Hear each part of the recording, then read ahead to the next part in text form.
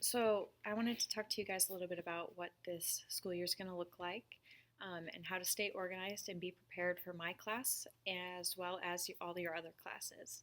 Um, so here are our classroom procedures. The first thing I want you guys to know is that you're going to have to really embrace the ambiguity this year. Um, there are a lot of things that are still in flux. We may not always know what our schedule is going to look like. Things may change throughout the year, and so I need you guys to be a little gracious with me as I adapt, and I can extend the same graciousness to you. Please communicate with me so that while things are going to be a little bit ambiguous at times, if there's an open line of communication, then we can work well and learn what we need to learn.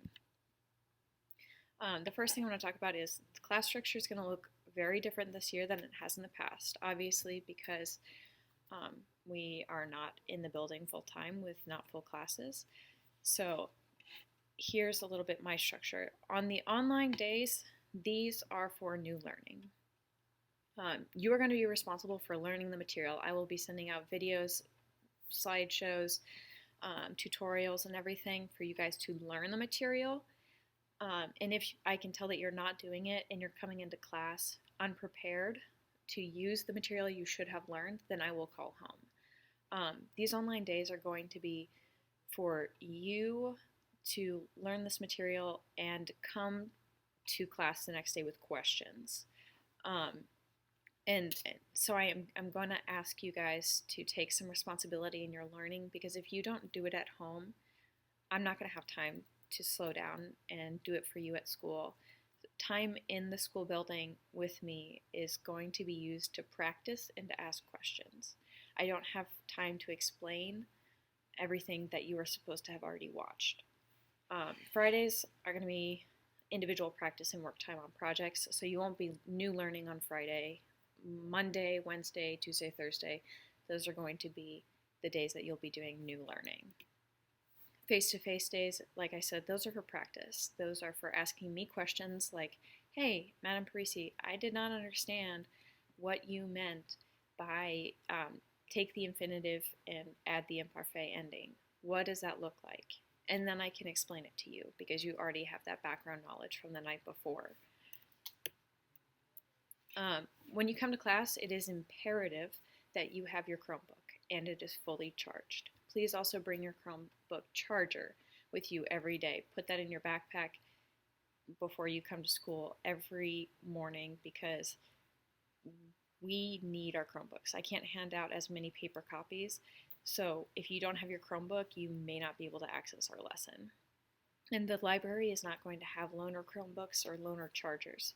So if you don't have it, you may not be able to participate.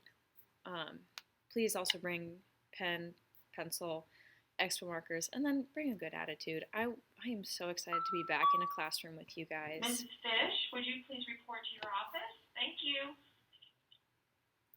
I'm so excited to be back in a classroom with you guys and to see your faces again.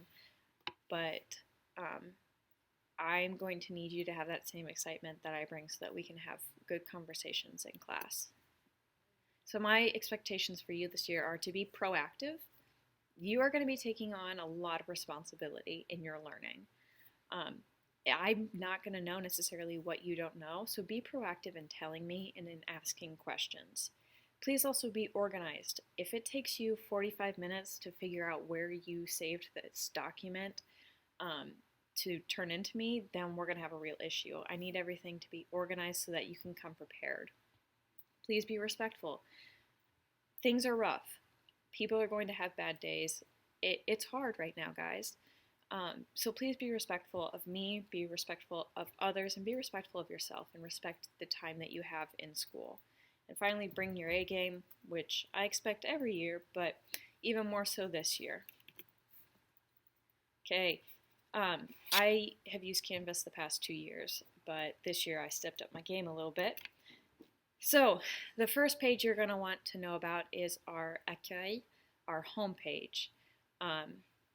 So if you ever see Accueil, that means home.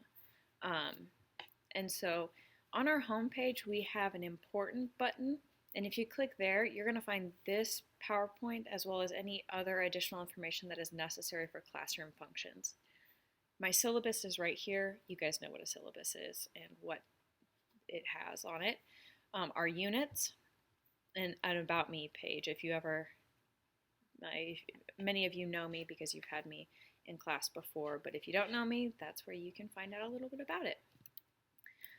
Also, I will have a classroom, a digital classroom, and there will be helpful links. Like I have links to Word Reference, Quizlet,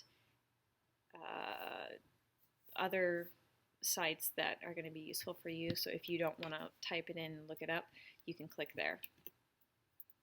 Our programme, that's our syllabus. So if you see programme, think program of how our year is going to look, our syllabus. Modules or units are going to be here. Each one of those units will be organized in a particular way, which I will talk to you about in a little bit. If you ever see tâche is your assignments. Questionnaire, those are our quizzes and tests and surveys. Because we can't hand out as many paper copies, most of our quizzes and tests are going to be on Canvas. I will know if you cheat, and you will receive a 0. You can ask people in class the past 2 years. I will absolutely give you a 0. So please, just don't cheat. I would rather you do poorly and then have you retake than to have you cheat and give you a 0. Note, if you see note anywhere, that's grades, not notes. And if you ever go to note, grades in Canvas, they're not going to look the same as your grades on SIS. SIS is set up to have percentages, whereas Canvas is total points. So those are going to look different. SIS is correct, not Canvas. I said I expect you guys to stay organized. Here are some tips on how to stay organized throughout this year. The first one is to organize your Google Drive. Do this now. You need to have a folder in Google Drive for each class. And in that folder for the class, just title it French 2, French 3, whatever, and have a subfolder to organize your assignments. For example, speaking assignments, writing assignments, etc. And so that you know exactly where you have to go if you have something due. Additionally, when you go off to college or after high school, they are probably going to ask for a portfolio of what you've done in the past. And if you have this all organized, you're going to know exactly, oh yes, I remember I did a writing in French that proves that I know how to speak French. Go into your drive, find it. Also, give the document a detailed name that lets you know what's in that document. If you just type things for a document name, if you ever don't have it in a file and you go to look for it, it's going to be very hard to remember what's in that document. So if you are doing a writing assignment about your house, want to title it Writing, Maison, and then a keyword like Unit 1, Lesson 2 or something. Think, what would I need to search if I was going to search for this document? And then use that as a keyword in your title. For your email, set up folders for each class and type of email, so that when an email comes in, you can automatically just sort it to those folders. Adjust your settings to have unread emails seen first, and don't let unread emails pile up. Have a calendar. I have a physical planner that I write down and I highlight things in to stay organized. But then I also have my Google Calendar, which is where I keep my school stuff. And on my phone calendar, I have anything that I need other than that. Set it up, and don't just set due dates in there. Set aside times that you're going to need to get work done. Set in your sport events. Set in days that you have things scheduled with your family or friends. That way you know For example, if you have work from 5 to 10 p.m. on Monday night and you know you have an assignment due on Tuesday, to add an event for Sunday to do that assignment because you're not going to have time on Monday night. Guys, we're going to struggle this year. We're all adjusting. It's going to be hard, but we're going to get through it. And so what do you need to do if you're going to be struggling? First, if you're struggling with a word or phrase, the first thing you're going to do is you're going to reread that sentence. You're going to isolate the word that's giving you trouble. And then you're going to zone in on it and you're going to think, okay, what part of speech is that? I will have another video that I will link about how to identify a part of speech. Then read the sentence without the word and try to guess what that word means. For example, if you didn't know English and someone said, I go to school every morning, and they didn't know what the word school meant. I go to blank every morning. What would logically go in that word? You know it's going to be a place. You know that it's going to be somewhere that people typically go in the morning. I think school, work, maybe a coffee shop, but there are not many other things that you could insert in there. So remove that word from the sentence and use your brain to think logically what would go in there. So those are your first lines of defense. Next, if you really cannot think of anything that word would be, look it up on word reference. This is not going to work for verbs. If you look up a verb in word reference, it's going to give you something a little bit weird because conjugated verbs do not translate the same. So that's why you need to know what part of speech that word is. And then if you are struggling with word reference, then you can contact me. That's your fifth line of defense.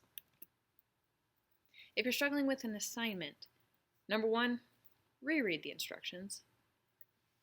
There are a lot of things that I don't foresee, but there are a lot of things I also foresee. So please reread the instructions first.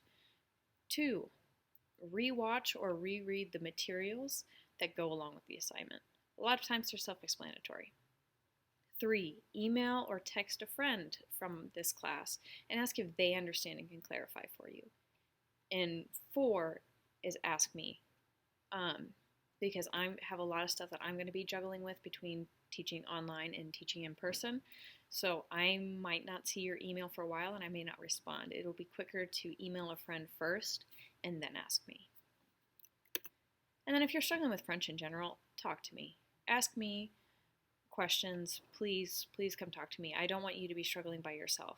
I am so much more willing to help you on the front end if you're struggling than to get to the end of the semester and you have a failing grade and you don't understand and I can't catch you back up. If you are in the first couple weeks and you're struggling, let me know and we can work through whatever it is. This is a little bit about where you're at proficiency-wise. And then if you have any questions, please contact me. Email me at michaela.parisi@rapec.com or come to class prepared to ask questions. Okay,